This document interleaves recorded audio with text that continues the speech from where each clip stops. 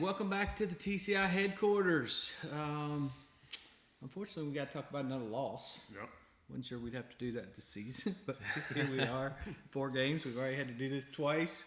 Obviously, 2 days of interviews, a lot to talk about from the players and the coaches.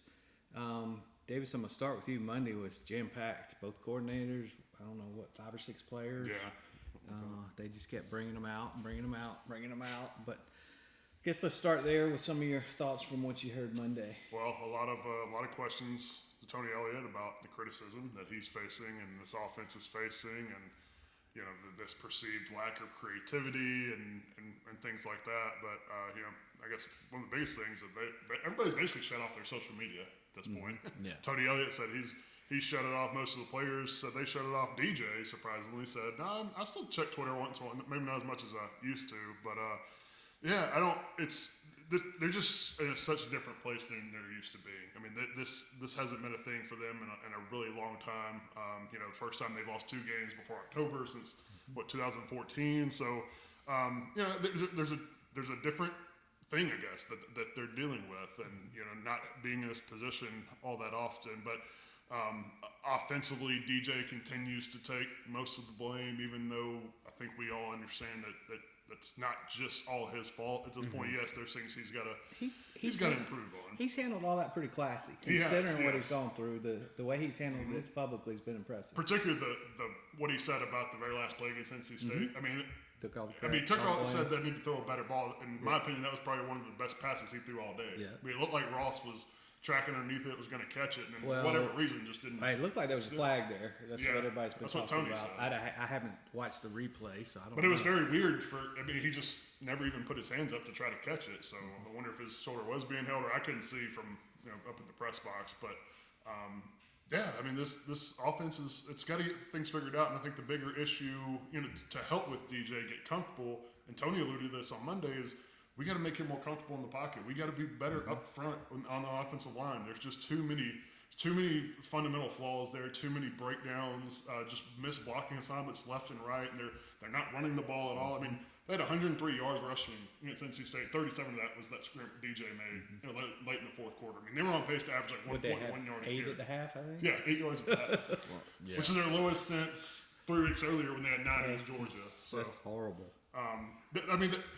Again, I know I sound like a broken record, but I think the offensive line is the whole key to this thing. I just don't know if this offense is ever going to get comfortable if they don't get better. Well, and let's talk about the offensive line a little bit. We got Paul T.O. yesterday. He got his first start. Sound like he was, he's another one of those guys just talked about how he was kind of shocked at how they played so far this season. Yeah.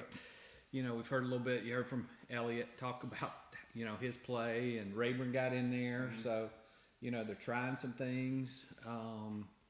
There was another, position move they talked about. Moving Mitchell Mays inside. Yeah. So they're trying stuff. Yeah. But I don't know if any of it's working. Yeah, I haven't really heard the coaches say, "Oh, this guy started and he graded out great." Right. I mean, the results weren't there on the field. Well, Davis and I talked about it earlier. We feel like Jordan McFadden's the only guy who's probably played solid, and the rest has just been inconsistent, and that probably has to do with the fact that you have guys that playing positions they haven't played before, true freshmen, and Marcus Tate, and then the 2 other guys not very much experience, so they're Putnam and Parks. But also at the same time, you're looking at the rest of them. There's just a lot of inconsistency there, and that's been the biggest got a big penalty. Issue. Yep. He didn't.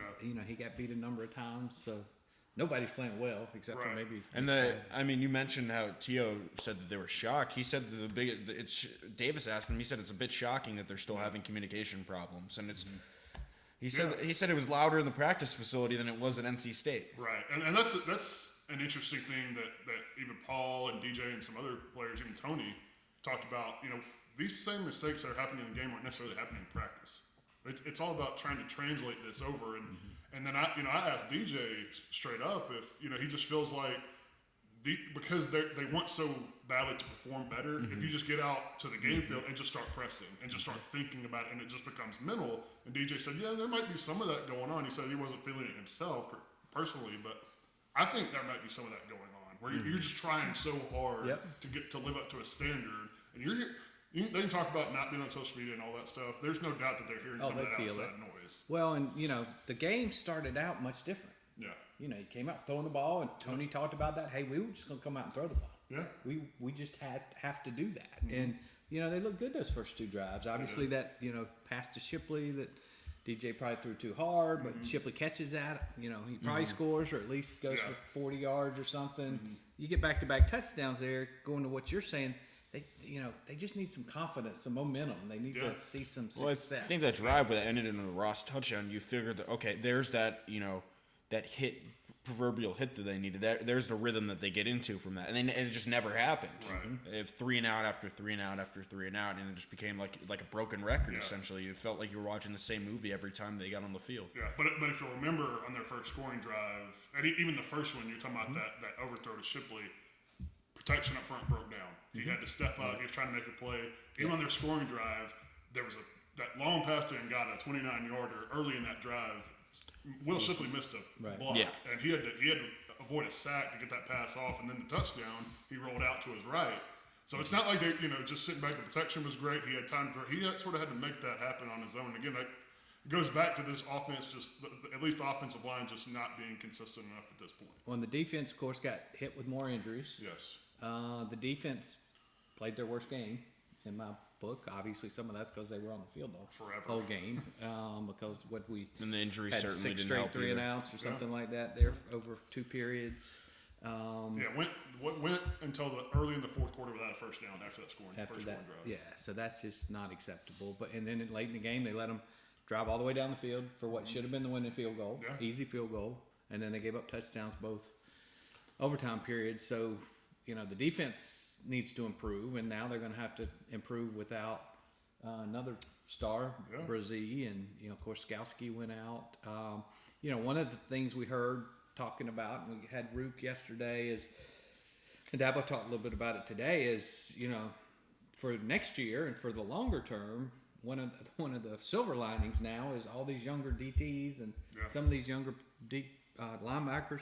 They're getting a lot of playing time, so they're going to be better eventually. Yeah, they're getting thrown to the fire, and whether they're ready for it or not, and even unexpectedly. But me and Sam were actually talking about this a little earlier. I think it's even more important now for the offense to sustain drives, stay on the field longer, because now all of a sudden you're having less experience on defense, and the longer that defense is on the field, increases their chances of messing up somewhere along the line. We have so many more young players and inexperienced players. Or getting injured, like we said, because of fatigue. I mean, we're not doctors here, and we're not going to diagnose injuries, but it's certainly probably say Holiday Inn Express. No, I didn't actually, contrary to popular belief. But no, it obviously you can't tell if the two are interconnected, but it obviously can't help that you have all these guys coming off the field injured. I think at one point there was Skowski, Balin Spector left the field. He was banged up. Rook was banged up. Trey Williams was banged up. You were getting a bunch of guys banged up there. Trey Williams was a bright spot for me. He's showing some flashes. He's not there yet. Dabo talked a little bit about there yet, but you're seeing his ability. Rook's playing better. Ruben got in there. They moved Foster inside some. So we're getting to see some different things. We haven't even talked about Skowski. They say he's going to be fine. Well, that shoulder thing ain't just going away overnight. No. The bye week, I think it's coming in a good time. I almost wonder if it had been better if it had come after the NC State game. Yeah. But next week they'll have a couple weeks and they always go back and do a lot of self-scouting and things like that. And there was a lot of talk the last 2 days about going back to the basics. Right. They'll do that a lot next week. But now they got to figure out how to hopefully get a W and stay in the ACC race. Dabo had a little comment for Davis today on your question. What was Dabo's response to you? Well, he asked me if I had any eligibility left, because I asked him if he was considering making any other changes in addition to Paul Teo going in at left guard, and I basically said we're evaluating everything. We're considering everything, and said, hey, do you have any eligibility left? Which I played 2 years of junior college baseball, so I don't know if I have 2 years of eligibility left overall or 4 years of football. So, but the thing is, they're trying to get. I like the fact that he said they're evaluating everything. Yeah. I think the fans would like they that. have The to. question is, are we going to see? Right. We want to see that translate. Yeah, right? I think if you're going to see it, back to what Sam was talking about with Mitchell Mays, it sounds like it's all going to come on the interior. 'Cause I think Walker Parks, I think, has done okay. I think that McFadden. I think feel like they're fine on the edges. It's the interior where it's just not a lot of breakdowns right now. I think if you're going to see some changes, it would be at those spots. It's hard to see them moving Bockhorst though off of center, just because they've worked so hard for him to get into that position and then move him off. It would just. Yeah. Well, next year he's not going to be there. Yeah, exactly. So at some point you need to get one of those other guys some good playing time at center. It's interesting that when they did put Rayburn in, who was competing for the center job, they put him at guard and not get him some reps. And I almost wondered if that's maybe a step towards, hey, if he looks decent here, maybe we'll give him more shots at center and maybe move Bach back. And I don't know. Yeah, I don't either. But they're going to be better, and they're only going to lose Bockhorst this year unless somebody leaves early. So getting all of these guys better is hopefully going to pay a lot of dividends next season. We got to talk about Phil Maffa. Mm-hmm. He's going to play. Dabo talked about him today, and Tony talked a little bit about him yesterday. We've been kind of wondering when they're going to see him, but now with Shipley being out 3 weeks or so, they're going to roll him out there this week, and I'm excited to see what he can do. I think maybe a bigger back will help with some of those offensive. Yeah, he gives them a different element in the backfield that Shipley and Pace just don't give, which is just a bigger size. And you wonder too, with that lack of push up front on the offensive line, if they just try to send him through the tackle, see if he can plow ahead and fall forward for 2 or 3 extra yards. I mean, it can't hurt at this point. You know that they haven't been able to run the football effectively, so I'm sure they're willing to try everything. Maybe they can get 9 yards in the first half this week. Baby steps. Baby steps. But I will say, back to my original point when I was talking at the Open, talking about Tony Elliott and some of the criticism he's taken for lack of creativity. Robert Griffin used the term archaic.